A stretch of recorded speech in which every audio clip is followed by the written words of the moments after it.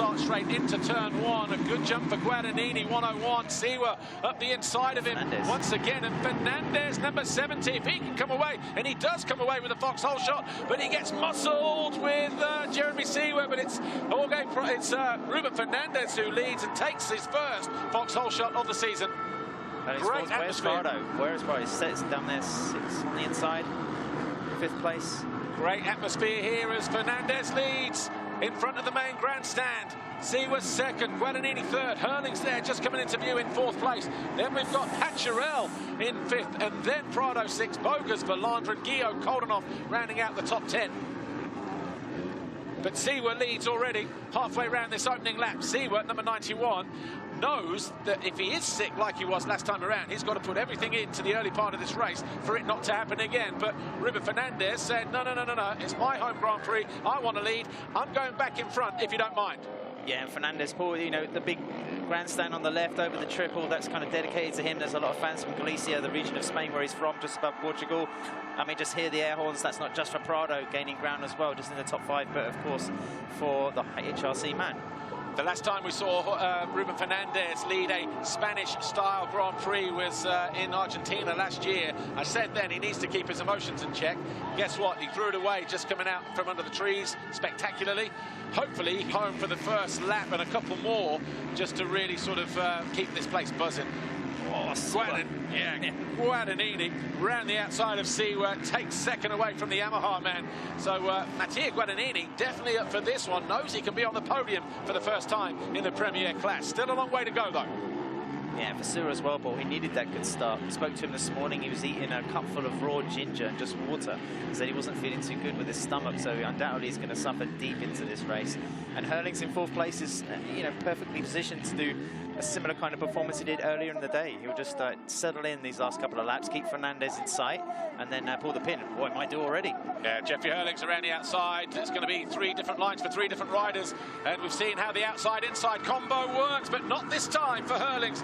Gets the door shut in his face by the number 91 from Switzerland, and a mistake there from Hurling's as well. Just got cross-rutted on the run towards turn 5.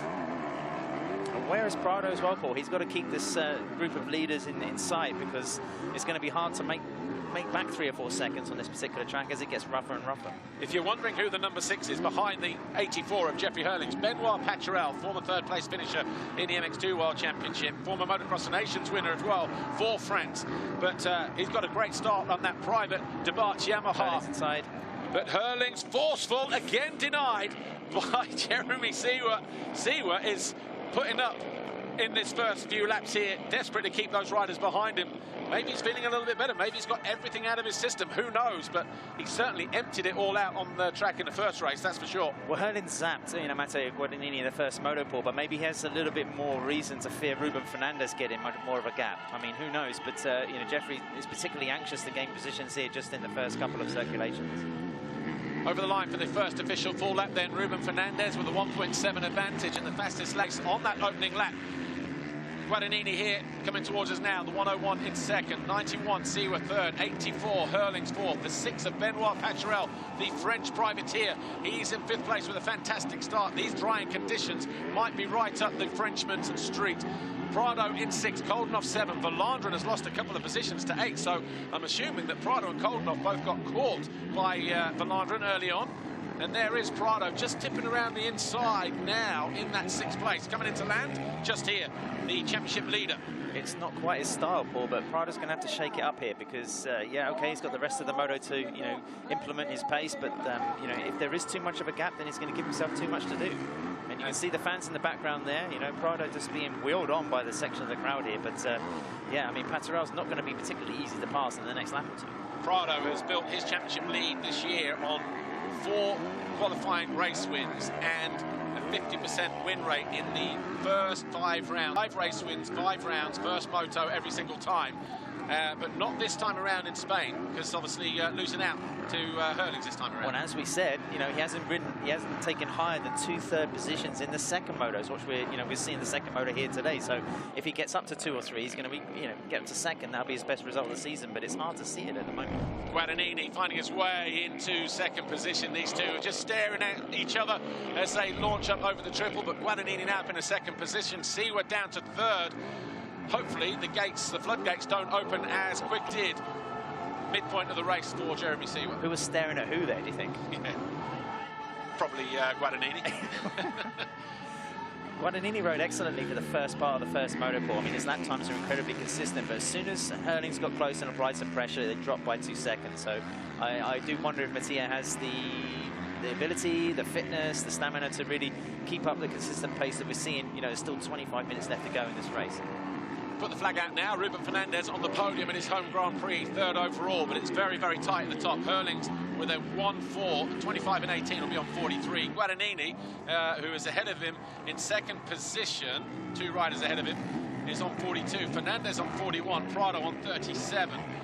As always, 25 minutes, 24 minutes plus 2 laps to go. MXGP race 2, still a long way to go.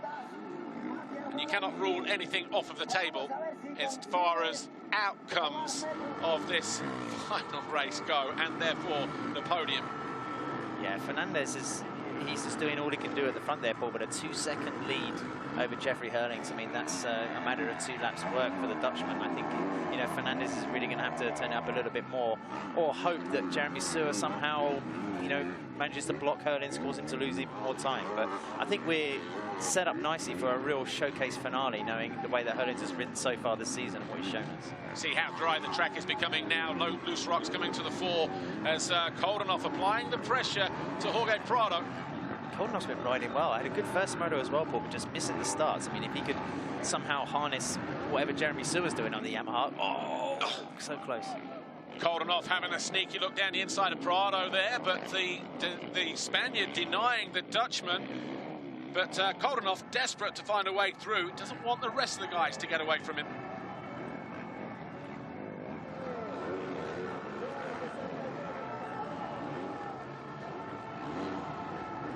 Over the line, 3 laps complete. Fernandez extending his lead at the moment for Team HRC. He's 2.2 seconds clear of Mattia Guadagnini, with Seaward third, just over a second further back. There's Fernandez down past pit lane. Then you've got Guadagnini, Seaward in black. Then Hurlings at the top left-hander now. Then we've got Paturel about 3 seconds adrift. Then Prado another second behind the Frenchman. It's a lot of work for Prado to do from here, Adam Wheeler. Yeah, that's right, Paul. And I think full credit to Benoit Paturel. I know we're only into the opening phases of this moto, but to be running top 5, if we look further down in the top 10 as well, you can see at the bottom of the screen, I mean, the likes of Calvin Verlanderen, who's been a permanent fixture in the top 10, and Valentin Guillot as well. Alberto Ferrato, who's been fast in the first moto, but not really getting the start on this occasion. Paturel just legging his way through. All of a sudden he's getting caught here by a hard charging Glenn Koldenoff, who muscles the private Yamaha rider aside. The 2 riders almost come together, but you know what? Good thinking, that quick thinking from Koldenoff. He was going to go down the inside. That route got shut down. He went round the outside and still made it happen. Koldenoff now up in the 6th place. Yeah, Paturel, that wasn't a commentator's curse that we're crediting him, was it? They just lost the 2 positions, but, understandable, these 2 factory guys behind him, and, Koldenoff as well, just looking to apply some pressure to Jorge Prado. And Prado, how many seconds now? Is this a replay of, is this a slip? Oh, that was the move through. Yeah, so Prado was a 5th. So that was Jorge Prado down the inside of Paturel to move into that 5th place. Koldenoff didn't take too much longer to find his way through into 6th either. So where is Paturel? He's 7th. Verlanderen about 1.3 adrift, coming into view any moment now. The Gemma Van Ben Rooij Yamaha rider, number 10. Yeah, Verlanderen there. Yeah, Verlanderen looking menacing, isn't he? Yeah. Right, Hurlings trying everything to find his way past, and actually not looking good. Okay, not looking good. He's on the top step of the podium, but just not able to push. I think Hurlings maybe just relying on other riders fading in the final third of the race. We'll pick up on that moment in a moment, Adam. So 20 minutes plus 2 laps to go as Jeffrey Hurlings closes in on Jeremy Seaworth for third place. Is it possible, is it viable to think that Hurlings might just be relying on riders around him just starting to lose pace a little bit later on, and he enjoy that sort of like 10 minutes of Jeffrey time that we saw in Sardinia, for instance? Yeah, I think it's a great shout. I think we're a good 4 or 5 minutes away from what he was able to do in the first motorpool, and that was lower his lap times, increase the intensity, and make the gain, you know, on Matteo Guadagnino. Had a 4-second lead at one point, and it just seemed to vanish as Hurlings, you know, really up the pace. But, you know, we're ignoring the fact that he has to pass Jeremy Seaworth. He's been making a nuisance of himself so far. Guadagnini, again, I mean, he might be slightly more wise to the Hurlings threat. And, of course, Fernandez, you know, he's going to be wheeled on by the crowd. Fernandez, of course, Paul, from the same region as from Spain as Jorge Prado. But, you know, his performances is just... Jeffrey Hurlings just asking just a little bit too much of that bank there. Yeah, just on the berm on the exit of the corner. I mean, we don't want to imply that he's cruising. I mean, far from it, but... No, everyone else around him is pushing a good pace, and he's currently 5 seconds off the race leader and the pace setter, Ruben Fernandez, whose gap at the front is now shrinking because Guadagnini has just gained another half a second on him. Mentally, being in this environment all weekend long, you know, for Jorge Prado, for Ruben Fernandez, can be quite taxing, you know, quite challenging. Being pulled from pillar to post, autographs after media session, after TV interview, local news, all the rest of it. And obviously now leading for the first 5 laps as Ruben Fernandez has done. Never really been in this position before at home in Spain. I wonder what kind of psychological toll that is taking on the Spaniard, who at the moment is knocking on the door for third overall here. Yeah, that's a great shout because, I mean, Prado, the kind of adoration and clamour from the fans is similar to what Cairoli has in Italy. It's, you know, it's on another scale. Prado is the most successful Spanish motocross in the history of the sport, Paul. And we can't forget that Spain only had their first Grand Prix win in this championship just 21 years ago. I mean, it sounds a lot, but it's relatively new. Javier Garcia Vico, Jonathan Barragan, the only 2 previous winners kind of in the Premier class, if you like. And now Prado, a 2-time world champion. Fernandez, the winner of the first Grand Prix this season. I mean, Spain, following MotoGP, following rally, following enduro, trial. They've got superb athletes in every discipline, but now finally in motocross they have 2 athletes that are battling for, you know, top positions in MXGP, and Hurlings just really on the hunt. Yeah, really on the hunt. But even inside. Yeah. Jeffrey Hurlings down the inside. Seaworth left the door open a lap ago, and Hurlings capitalised on it. He rehearsed that move a lap ago, bounced off the berm, didn't quite work out for him. This time Hurlings does slip up the inside into third. All of a sudden, Seaworth now down in 4th place. And Hurlings, Paul, 17 minutes and a couple of laps. If he can just push up even further. The overall standings, he's, you know, now 1 point ahead of Matteo Guadagnini. That'll be the victory 102, of course. And that is that will be more than the 101, where he, inverted commas, only tied the all-time win, you know, of Stefan Evans. I didn't understand it, because if you tie the record, you're automatically the sort of record holder, aren't you? Yeah, you are the best, one of the best. He wants to be the best, though. I think that's Jeffrey's thing. Well, 191 moto wins as well. I mean, I think he has something ridiculous like over 7,000 World Championship points. So, you know, if he makes it a 192, goes 102, then, yeah, of course, he has that distinction, doesn't he?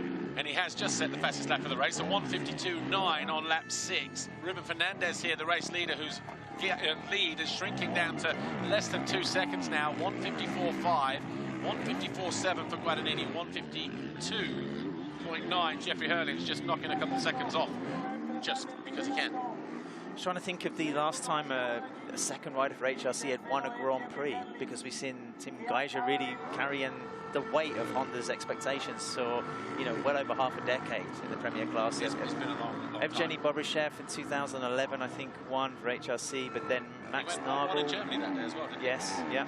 I think that was his sole victory. Yeah. But then maybe also Max Nagel, when he rode for HRC, winning in Mexico, one of his last Grand Prix wins for the team.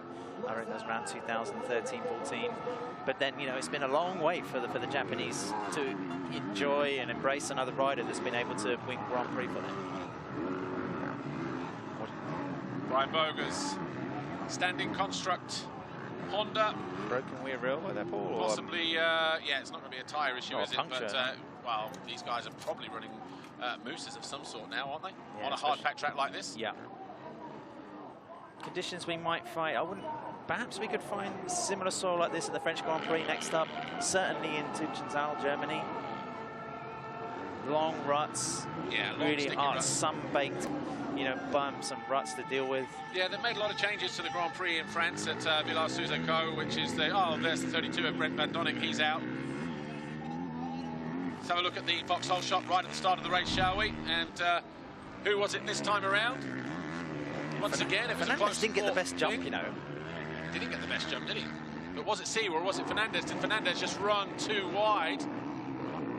Seewer, yeah. Again. So Seewer, 2 out of 2 today, his 4th of the season. But it was Fernandez who ran him wide into turn 2. And he continues to lead at the moment. Penny despite for Glenn Coldenoff's thoughts. Really, same bike, but just not able to recreate those starts, Paul. So he's got a bit of a gap now, hasn't he? There's some air between him and also ahead of Prado. Yeah, so he's 3 behind Jeffrey, 3.5 ahead of Prado. Hurling's on the inside of Guadagnini again. Yeah, and actually Guadagnini now just looking a little bit tired. You know, his line choice and things like that. The body language, his shoulders are starting to drop. And Jeffrey Hurling's capitalising on that. He knows he's under pressure, does the 101.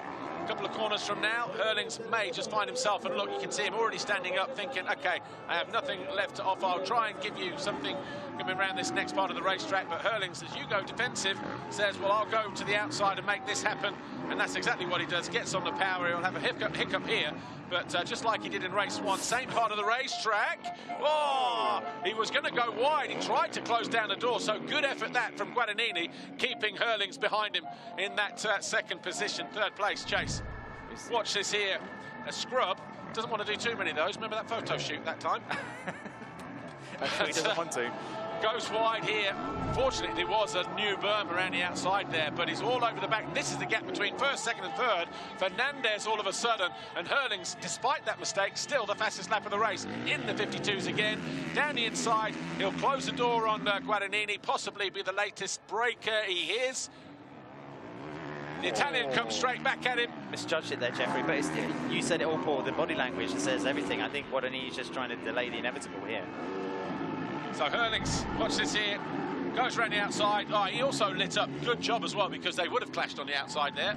Yeah, just on the exit of the turn. Moving his head to one side to avoid the roost. That's another factor, of course. Great effort this from Ruben Fernandez. He's had 8 laps up front, in front of his home crowd. Unfortunately, if he gets past it, it's going to knock him off the podium, because he's on 41 points. Prado's on 48. He's going to lose 3 points at the head of the field there, but obviously it still depends on what goes on around him. Jeffrey Hurlings this time does get the better of Mattia Guadagnini, moves into 2nd place on lap 9. We can also see from the graphic on the bottom of the screen, Paul, that, you know, Jorge Prado has it far from easy. I mean, Glenn Coldenoff on this 2nd Monster Energy Yamaha. They're trying to apply some pressure, and Hurling's already right there. A mistake from Fernandez right on the base of the Monster Energy triple jump just cost him valuable drive. Hurling's definitely getting his claws in now. Is he going to win GP 102 with a double race win in Spain? As he goes around the outside, he takes over the lead from Fernandez. It's a drag race to the next jump.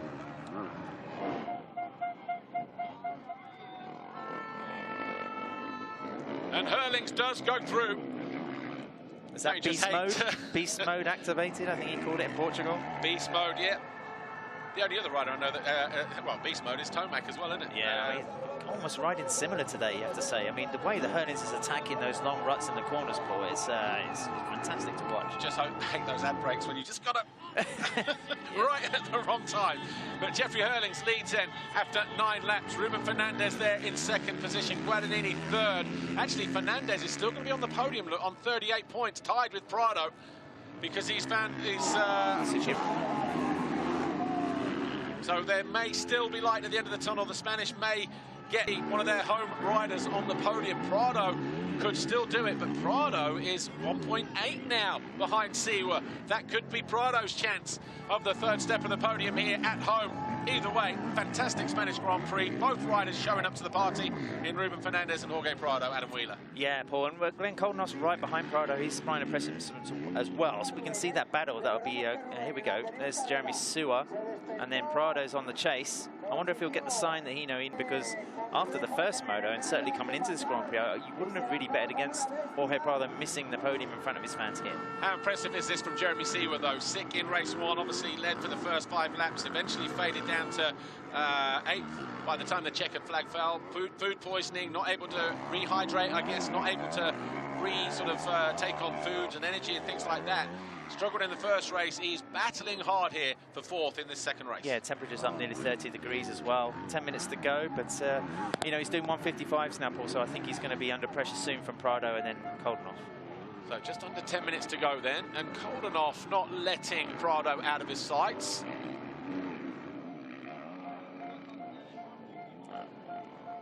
Jorge Prado still circulating there in 5th place, closing in on Jeremy Sewer, but how much more can Fernandez take? He's there in 2nd position at the moment, had about 9 laps at the head of the field. Mattia Guadagnini just there behind him as Herlings completes lap 10 with a 1:53.8. He's already 2 seconds clear of Ruben Fernandez. Guadagnini about another 2 seconds further back. Story of Herlings' race so far in the latter stage. This was on Sewer.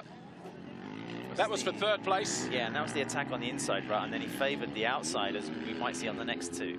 Then he got his outside-inside combination spot on as he found his way past Guadagnini, put him into 2nd, and then Ruben Fernandez was right there, and that was the same part of the racetrack where he found his way past Sewer, but outside line worked for him this time around. Cuts across here. And he was able to scrub and close down the door on the Spaniard as he did so. That's been the story of his race and the story of his season. Just a rider that he's never shirked away from responsibility and hard work ethic and all the rest of it. And I think we're just starting to see that real Jeffrey Herling start to shine through again. Yeah, he's getting into his groove now, isn't he? Yeah. I mean, he's missed the starts occasionally, also their approach to accepting the position that's on the table in front of him in motos, but today feeling confident enough just to really attack this track and go for it. But Prado, I mean, he's going to be wheeled on there, Paul, as he did in the first moto. Really hoping to, I think, get alongside Jeremy Sewer, who could be struggling in the final minutes of this race. Good to see the majority of the fans still staying here, because even though there probably won't be a Spanish Grand Prix victor at home, as there was in 2020 when Prado just romped it 2 ways, the perfect day for him there. You may remember last year when he fell on the old part of the racetrack, the infield, when he fell from the lead or 2nd position, which cost him a podium or possible overall.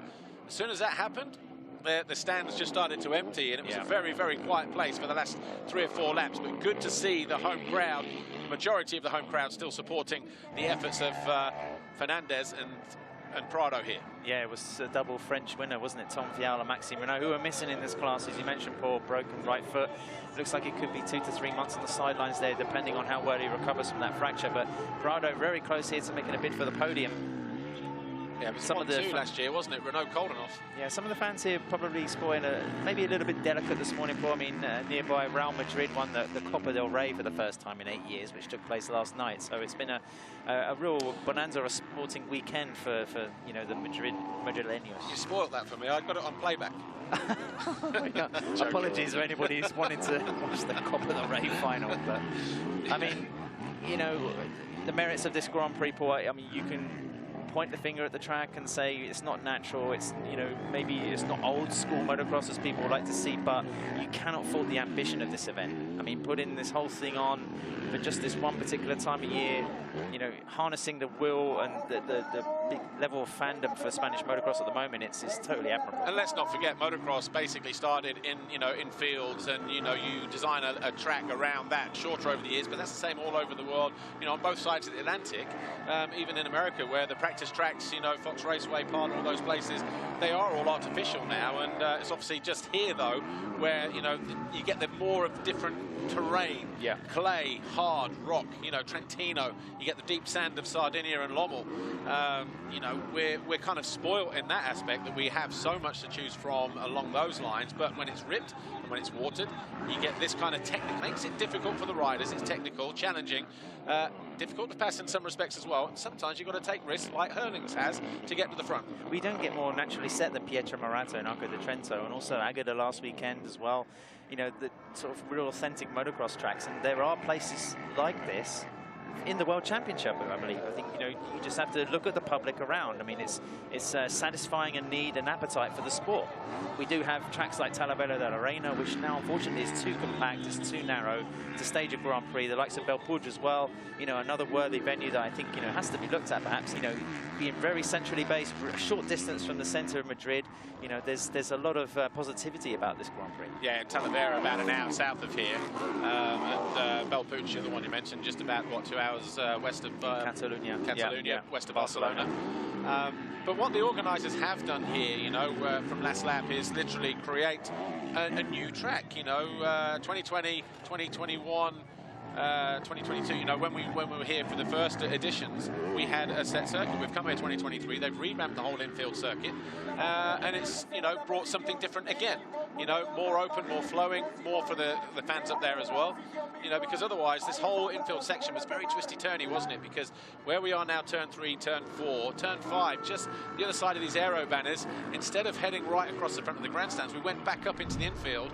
A couple more twisty turns as we look at Guadagnini just legging his way through, and it's just opened it up a lot more. Yeah, a few more longer straights, but also, you know, bigger jumps up and down that nice, fantastic penultimate corner. Yeah. And you were watching the first races from in there.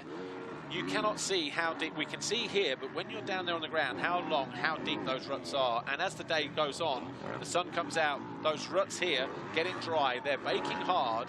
And the speed at which these riders still commit to that is nothing short of impressive. Oh, yeah, and you can see their foot peg deep. I mean, it's like you say, it requires real commitment, and that's why it was so nice to see Jeffrey Hurlings on the attack there and taking the lead, moving to the front of this Grand Prix, because, you know, that's the kind of, could you call it risk? That's the sort of manoeuvres you need to be making to be winning Grand Prix. Certainly 102 of them. Well, he continues to lead, does Jeffrey Hurlings, 5 seconds clear of Ruben Fernandez, who is still hanging on to that podium. But which Spaniard will be climbing on the third step? Will it be Ruben Fernandez, third overall on 38 points with a 5.2, or will it be Jorge Prado with a 2.5? If he can find his way past Siwa, number 91, then it will be Prado. But if Glenn Koldenoff goes around the outside of the 61, then that assures the podium for this rider right here, Ruben Fernandez.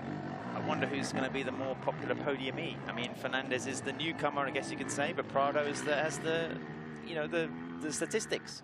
And Spain do like their motorsport, whether it's MotoGP, World Superbike, Motocross, Formula One, with all those guys. But so far, this guy is not in a bad position, Ruben Fernandez.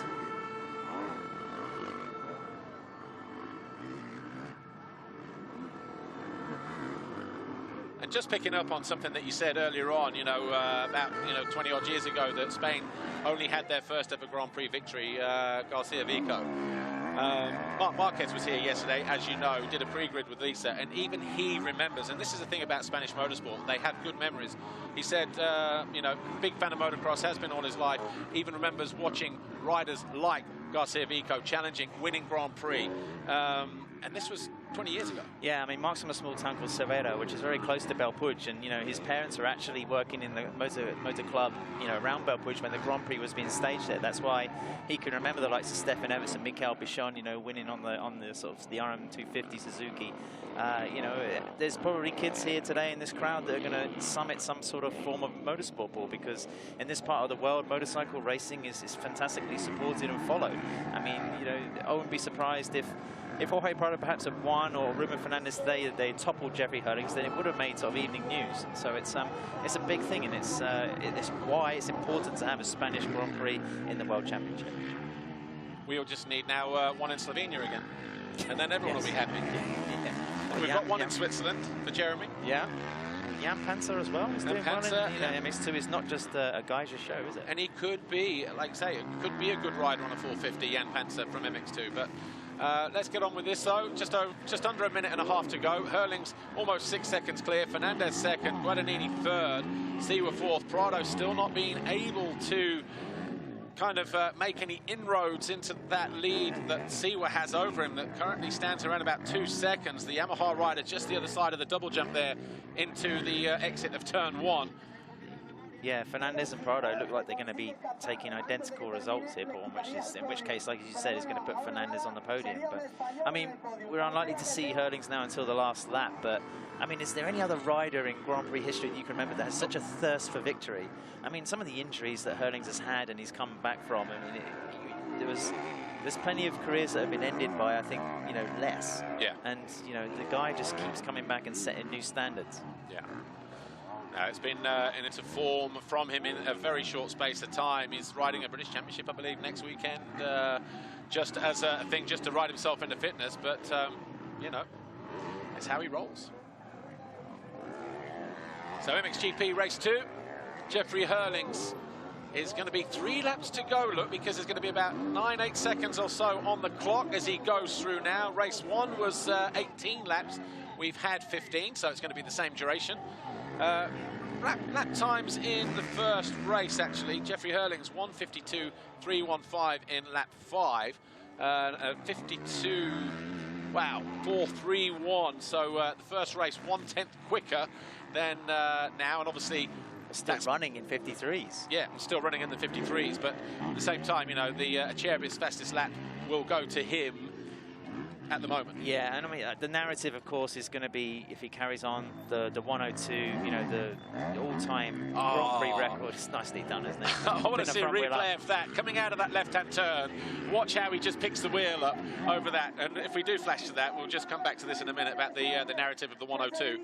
But Jeffrey Hurlings, in fact, just pick up on that again now, yeah. Yeah, I'm just saying, if there's no more mistakes, I think we've seen a lot of hallmarks of his career, actually. You know, just utter commitment, drive, physicality, intensity, everything that's built all those 102 Grand Prix wins, Paul. But I think also, you know, we shouldn't also forget the context of this season so far. Yes, it's only the 6th Grand Prix, but now I think he's within 6 points of Jorge Prado in the World Championship lead. What a day indeed.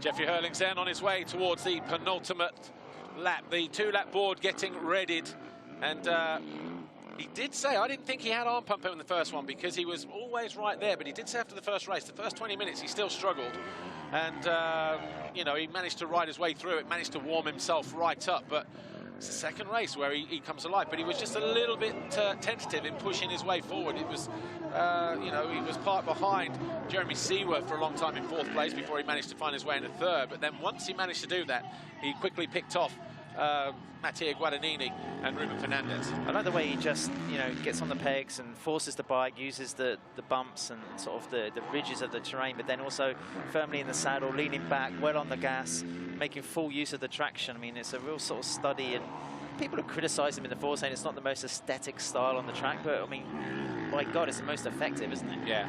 Well, actually, just after the Liqui Moly Waves ram jump into the left-hander before they come back up towards the final Monster Energy jump turn, picks up the front, compress and clear some holes, you know, horrible bumps, rather than that, you know, right at the back end.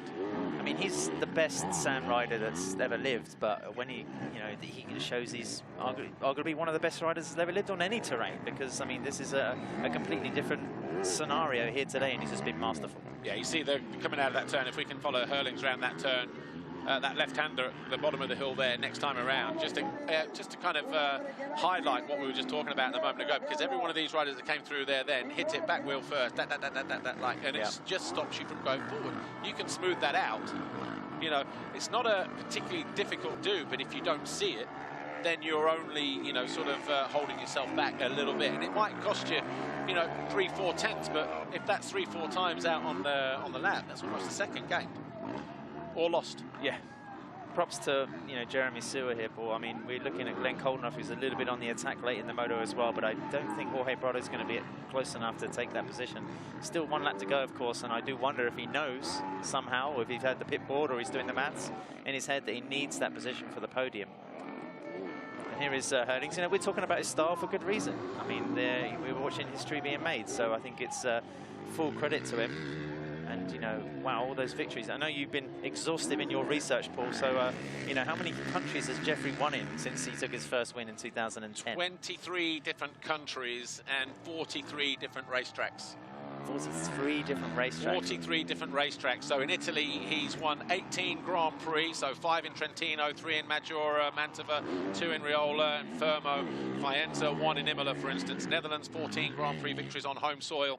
And, you know, Spain, 3, 2 of those in Talavera, 1 here on course for his second Grand Prix victory here. There you go, look. Tap, over the top, nice and easy, job done.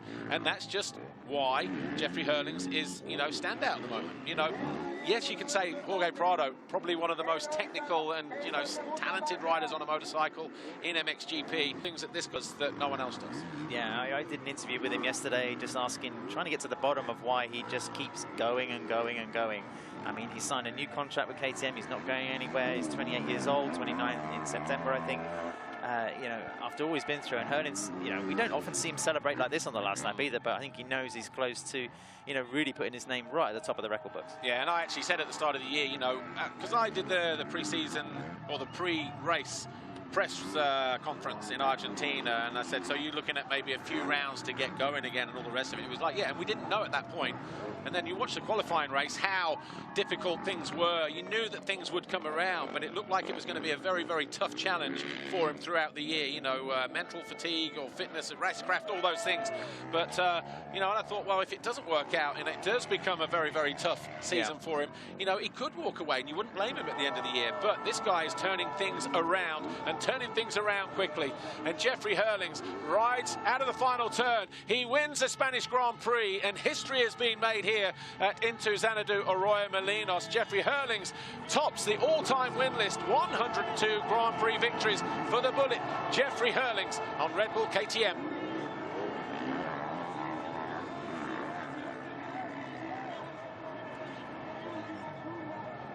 Ruben Fernandez crosses the line in second position. Adam Wheeler, what a day for Ruben Fernandez on the podium at home in Spain. Commiserations for Jorge Prado, same points but 4th overall. But what a day here in Madrid. Yeah, fantastic narrative for the sport here, Paul. Jeffrey Hurlings taking his first Grand Prix win at 15 years of age, and here he is in 2023. Missed the whole season, of course, last year with injury, coming back and making history.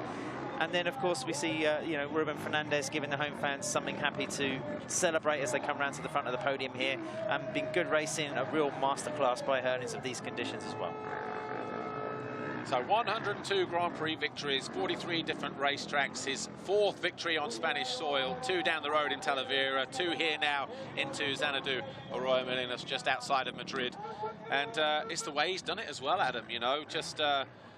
you know, bided his time early on, and then whether it is he saw a chink in their armor or he just found another gear, but once he homed in, that was it. It was game over for everybody else. Yeah, and if we think about his career, I mean, the Euro circuit in Volkenswaard, it's, you know, it's, I mean, what did he have, 7 years in a row unbeaten there? I think the riders were getting to the point in MX2 where they realised it wasn't worth turning up and thinking of victory. Amongst all of this, it's worth pointing out, Mattia Guadagnini comes over the line in good enough for 2nd overall, 2 third-place finishes, 40 points. Mattia Guadagnini, his first podium in MXGP. But here's Lisa Leyland with our record breaker, Jeffrey Hurlings. Jeffrey Hurlings, 102 GP victories. You made history today. It's pretty insane. I mean, even to do the Lions Den at Jorge's home place is pretty nice.